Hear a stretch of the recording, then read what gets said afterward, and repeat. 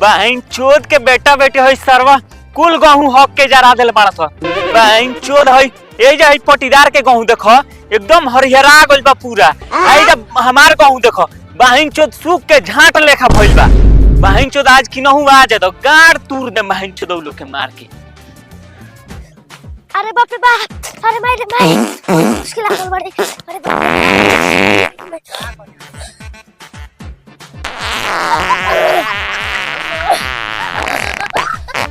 बड़ी कोस के लागल घर पे ठग लेनी दूर तोर बहन चोद भाई बिना मौसम के घाटा कर जाता चला ठीक है बाबे बारिश होई तो जौने हमर खेतवा पट जाए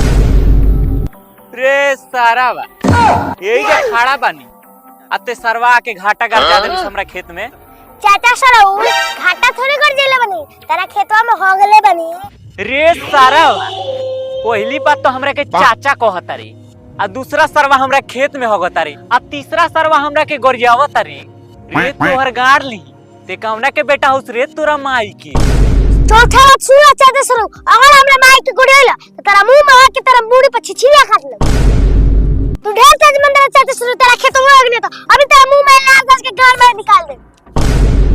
अरे सरवटियाई तो बड़ा कटल कटल गरिया पता नहीं रे सरवा निकल में भरी गई सारी डंडा देखो तो निकल भरी ना निकल का कला आप आपके काबिल समझे तेरा अभी लाड़ चाचा दे बाप बे चलो हटी ना अब बेटा हो गया गेहूं का कोना निकल भाई चल तोरा घरे ले चली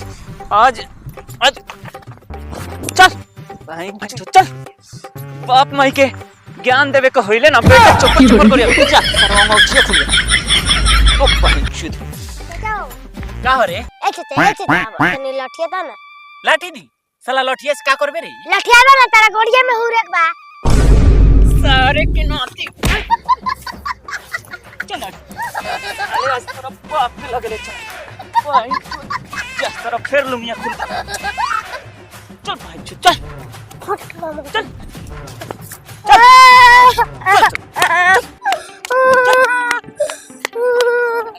भाई चोद छोड़ रहा चला था चलो करिया चल रे मक झटना भाई चोद केने बाड़े रे निकल बाहरी कौन नतिया का चोदल है रे हमरा दुआर पा के हां भत्तार के गरियावता रे मक झटना बहुत तन देख के गरियाव ना तो ही देखत रे ले बादावा बोली ना का भेल काहेला गरियावत बाप रे बाप हम गरिया नहीं तो गड़ गइल हो तू गरियली हो तवन ई ना पूछलुआ कि का भइल बा तो बताम तबे न हम जानम कि का भइल बा आई कहत रुका भइल बाटे ओई बहन चोदवा के लइका हमरा खेत में जाके हो गइल बाटे अरे भाई चाचा सरवा झूठ बोलता हमें खेत में हो गले नहीं खाली पगले बनी हने आइबे बबुआ हट भाई चो अब तो हमारे दुआरे पागल पड़े अब वैसे बोल बता अभी मार के माथा फाड़ दे अरे बहुत भाई चो गजब माधर चोद लइका बाड़े रे मरबो कइलु हो सजा के अपने माई के शायद हकर वहु लोग अरे नि पुतारू जारा करे बनु है बेटा का तो उहे बासर लेके त मुंहे में धास दे बड़ माधर चोद मेहरारू बिया इतना बढ़िया सकल लेके ऐसन ऐसन गरियावत दिया हम ना जन्नी है कि मत झटना के मेहरारू ऐसन निकली पता ना कोना भोसड़ी के मुंह देख के करने के झाट बुरगेरा मिलल का तकले बाड़ू लगी इतने से खइह लगी काटेम तो अभी मत मारम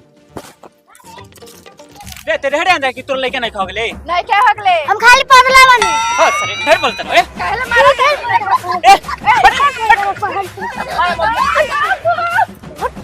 देख ले बहन से तोरा माई का मरला होने की अकेंगा नौटंकी पकड़ होतिया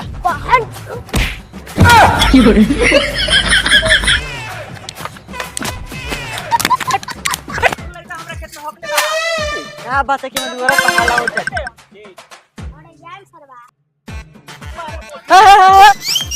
का बेटा हो क्या मार चला मैं बेटा की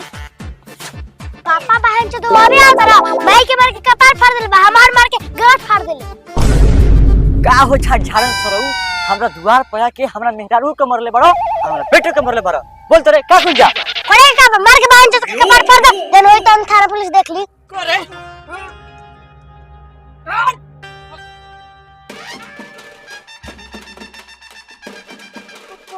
ऐसा रे तू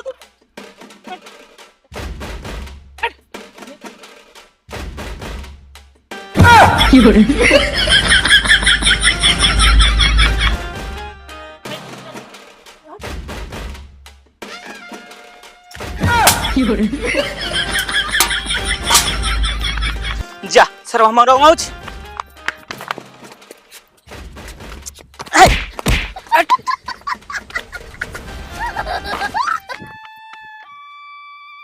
ए जी चोट लागल बा का उठी ना बैगन अब उठ उठ ए जी सुनी ना है चोट लागल बा का उठी ना पापा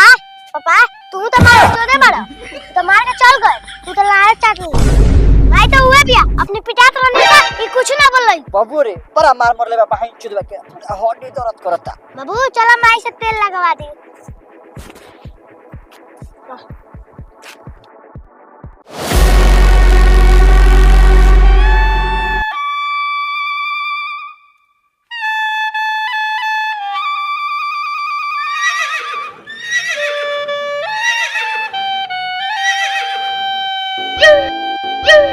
मुखिया जी रोरा मुंह में दही जमल लेवनी ये कुछ बोल हम के जैसे जाए रे साला सन कुछ बताइबा तो तब हम जाने का भइल बा।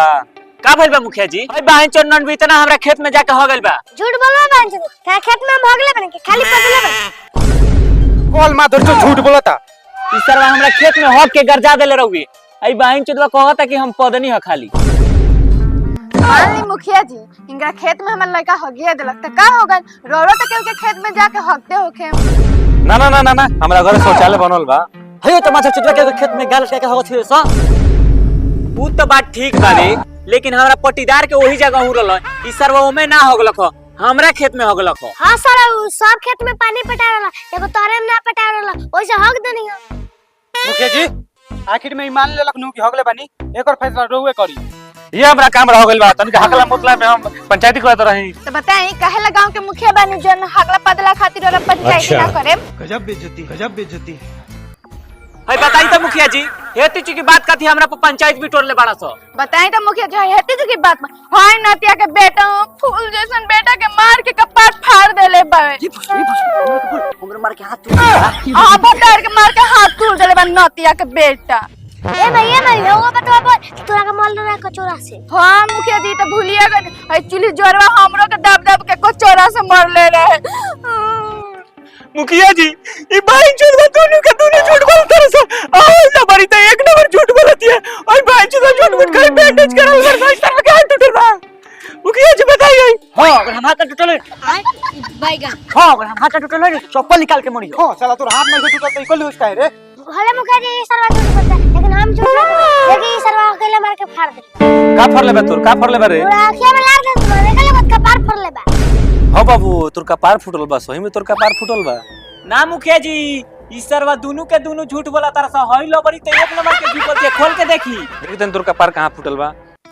मुखिया जी हमरा के छोड़ दे हमरा माया सब बैंडेज पट कर लगा उनका के फंसा के हमरा जाए के मीटिंग पर धनी के चक्कर में हम जा फंस गइनी मार तो हेलो भाई वीडियो कैसा लगल कमेंट में जरूर बताइए। चैनल पर नया बार चैनल के सब्सक्राइब करके जरूर जाइए।